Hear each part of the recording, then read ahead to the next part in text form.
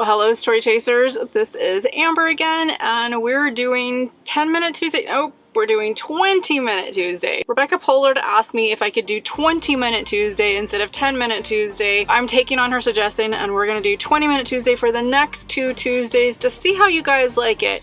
It might be too long, it might not be long enough. You might actually like the 10-minute Tuesday better because it's 10 minutes and half the amount of time. So if you could, leave me a comment below and let me know which one you like better, 10 minutes or 20 minutes. I'm taking your questions that you've left me in my comments, and I'm answering as many questions as I possibly can in the next 20 minutes. All right, let's get started.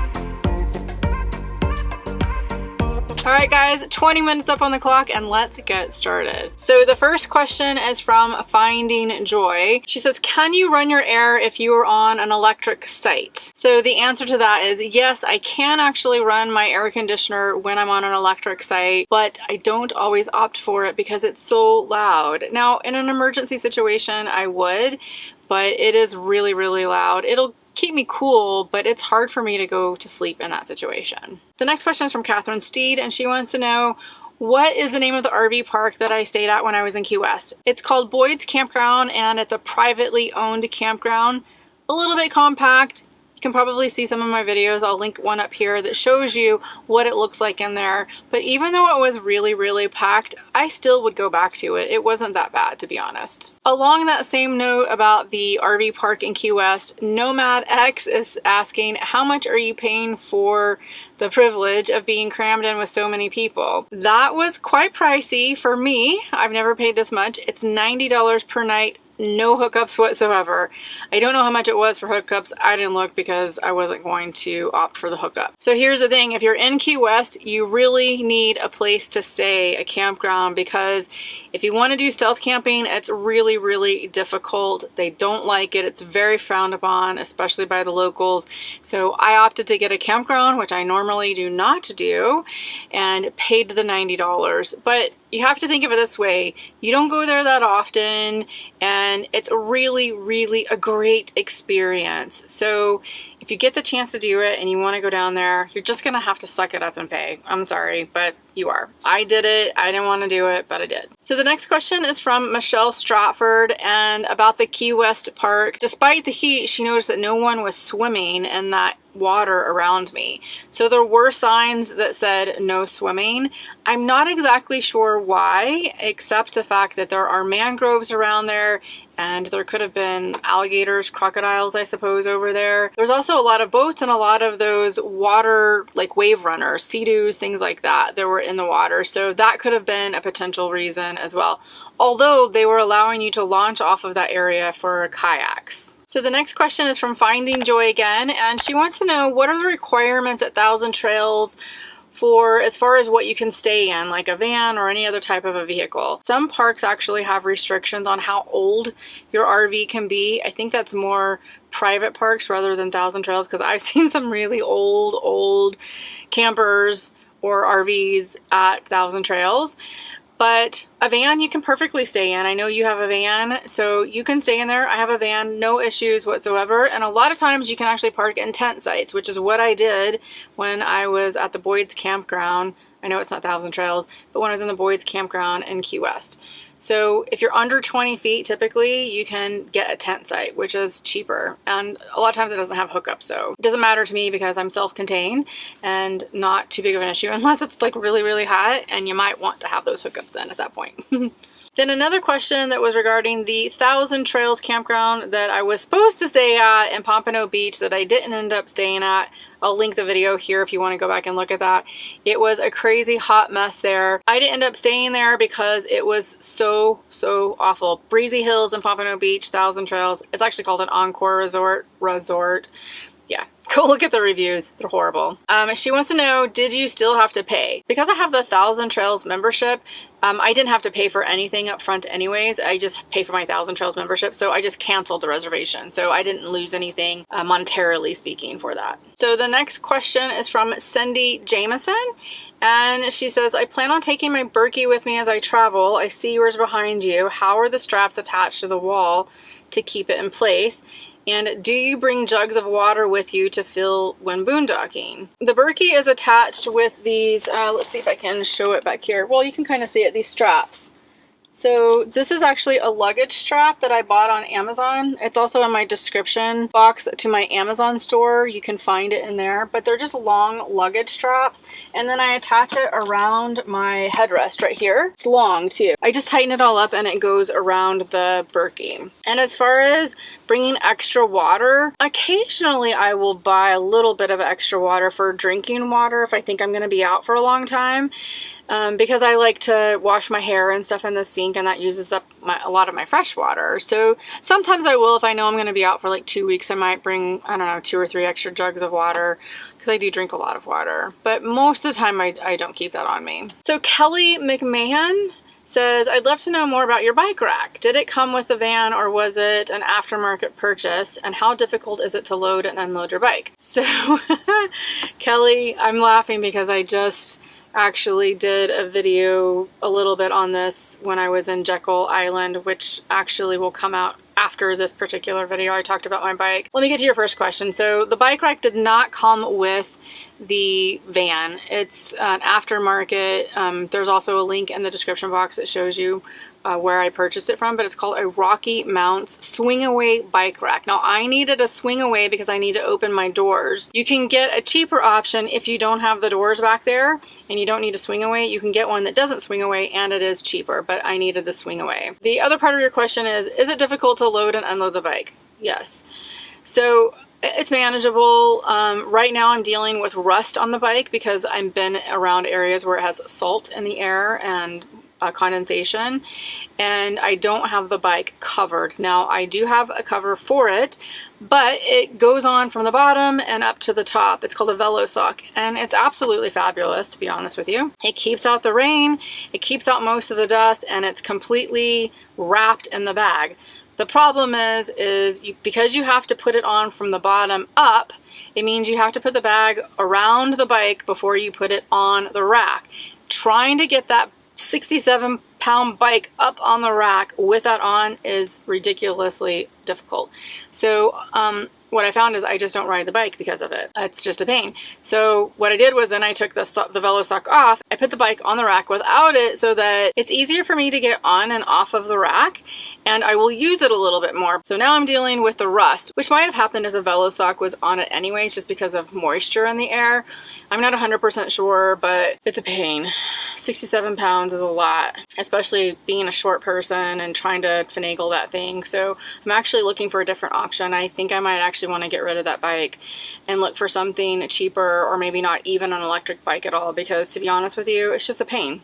The whole thing is just a pain to me, and I really enjoy riding bikes. That bike you cannot ride like a regular bike because it's so heavy. It takes so much more strength to do it, and then what ends up happening is I just use the electric portion of it and I get no exercise from it, hardly at all. Also, I have some videos which I will link right up here or maybe down in the description box, so I may have too many links going on right now, that actually show my bike setup, my rack setup, everything, how it works, and then how I load it and unload it so you can get a feel for what it's like. So the next question is from Jennifer Smith, and she wants to know, what kind of water filtration do you use?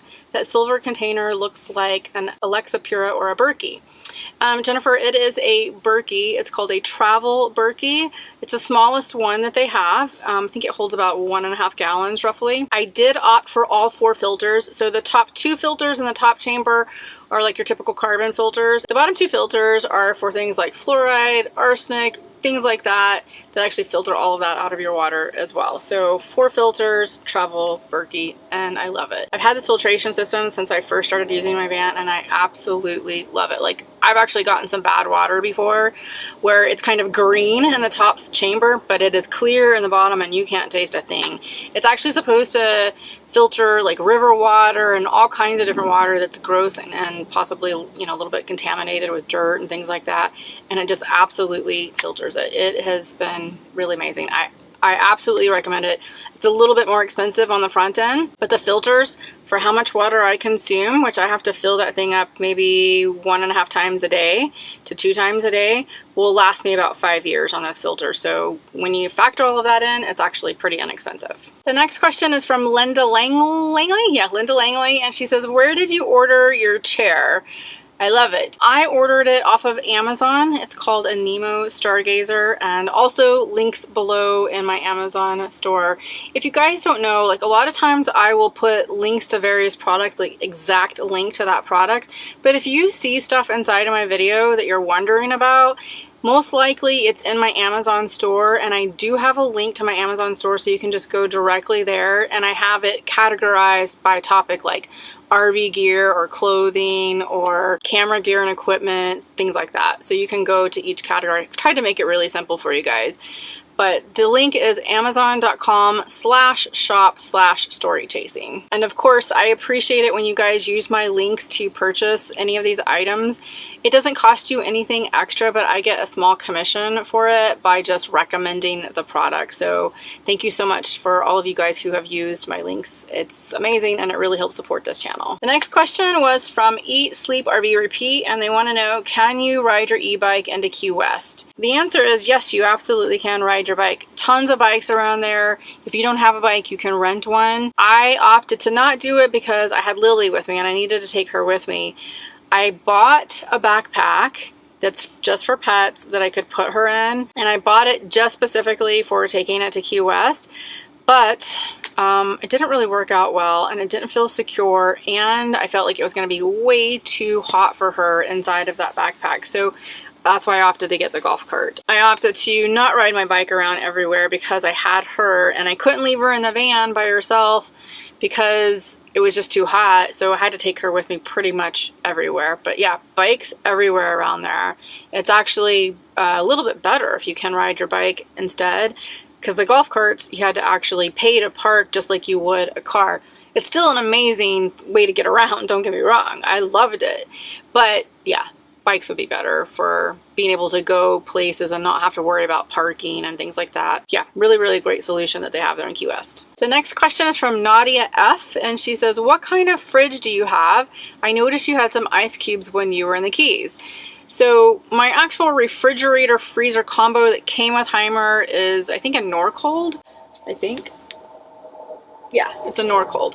And I didn't actually keep the ice cubes in there. My freezer in there is really, really tiny and it doesn't freeze that well. So I actually have a secondary freezer called an Astro AI. It's also linked in my description box. That thing is a portable freezer. It's relatively small, but I love it. It took me a long time to decide if I wanted to get it or if I would use it or if it would be too big or like what are all these different options. So I actually put it just below my bench seat, and I can, like right now my leg is resting on it, but it stays nice and cold in there. I have been able to put so much more food, like Lily's food. I buy Fresh Pet, and I like to buy a lot at one time because sometimes I don't know if they won't have it in another place. So I buy a lot and I can put that in the freezer. I can buy fish and meat in bulk and freeze it. So I really have enjoyed having it. I'm so glad that I did it. And it also hooks into the DC power outlet that I have down here. So it really sips the power, and I haven't noticed a huge difference in the batteries draining overnight or anything like that. So yeah, I really, really enjoy it. So the next question is from Nevy's Adventure, and he wants to know, what do you use for editing software? I use Final Cut Pro X or Final Cut Pro 10, and you could use Adobe Premiere. That's one that a lot of people use, but I started out in Final Cut Pro and I really like it. It's simple and it has a lot of really good features, and to be honest, I just don't feel like learning a different software. But Adobe Premiere is the one that a lot of huge professionals use. Don't get me wrong, a lot of professionals use Final Cut Pro as well, but I think Adobe has maybe some more features that might be better, but it's just the one that I started out with and I continue to use that. The next question is from Bits and Pieces. I love that name. What career field are you in that allows you to van life? So when I started RVing, I actually had a corporate job that was remote, and it allowed me to actually go out on the road. Because that job was remote, I could actually go out on the road and not have to worry about finding another job, and I could sell all of my stuff, which is what I did. But I was actually out on the road for a year when I decided to quit that job. But I saved up enough money to start my own business. At the time, I thought it was going to be a business consulting company. Little did I know that my YouTube channel would take off, and it's turned into my only job. I make all of the YouTube videos. I create all the content for that. I also have a course called Nomad Mentorship Bootcamp that teaches people how to transition from a sticks and bricks lifestyle into a nomadic lifestyle. So I have that course that helps, and I have all of my like affiliate stuff that is related to nomad life and to business that builds upon the content that I provide to you guys. So that's how I make all of my money. It's actually been quite a blessing that it's turned into this super creative business that I absolutely love, love, love, love. So different from my corporate job, but it is funny how it just kind of happened. It wasn't something that I expected at all. So the last question is from Adventures of Miss Peach, and she wants to know, will I have a meetup in Georgia? So I'm not doing any more meetups for a while, guys. I know a lot of you guys have asked about them, and I did the one in Tampa, Florida, but due to safety purposes, I've decided to not do them for a while, and plus we are in a pandemic, so it does make it a little bit more difficult. Nothing happened at the Tampa meetup. It's just that I had to publicly post my location, and I didn't feel safe doing that. It made me actually really uncomfortable to do that. I have never done that where I post my location publicly. In fact, all of my videos are anywhere between 2 to 3 weeks behind, just for safety purposes, so people don't know my exact location. So I've decided right now to just hold on this until I can figure out a different way to not post my location publicly. I haven't figured out a solution to that just yet, but maybe in the next 6 months we can figure something out. Anyways, I apologize for that because I love meeting you guys and getting to know you, getting to know like your face with your YouTube name on here, and I know it just makes it hard. So, all right guys, that is 20-minute Tuesday instead of 10-minute Tuesday. Make sure you're leaving me a comment below that lets me know how you like the 20-minute format versus the 10-minute format. Which do you like better? If you could put that in the comment below, I'd really appreciate it, because that's gonna help shape future videos, whether I do 10 minutes or whether I do 20 minutes. And no, I'm not going to do 15 minutes because it just doesn't have the same ring. 15-minute Tuesday, 10-minute Tuesday, 20-minute Tuesday. I don't know, just different. So yeah, it's either 10 or 20. Thank you so much for joining me in this video. And of course, if you have any questions, put those down below as well, because I will be answering those in subsequent either 10-minute or 20-minute Tuesdays. And don't forget, story chasing is all about creating the stories of your life and creating those special moments with your friends, with your family, or just with yourself if you're solo, and doing whatever it is that really makes you feel alive. Whether that's traveling like I do or doing something else that completely fulfills you. Make sure you're going after that and doing that and creating those stories. All right guys, I will see you in tomorrow's video. Bye.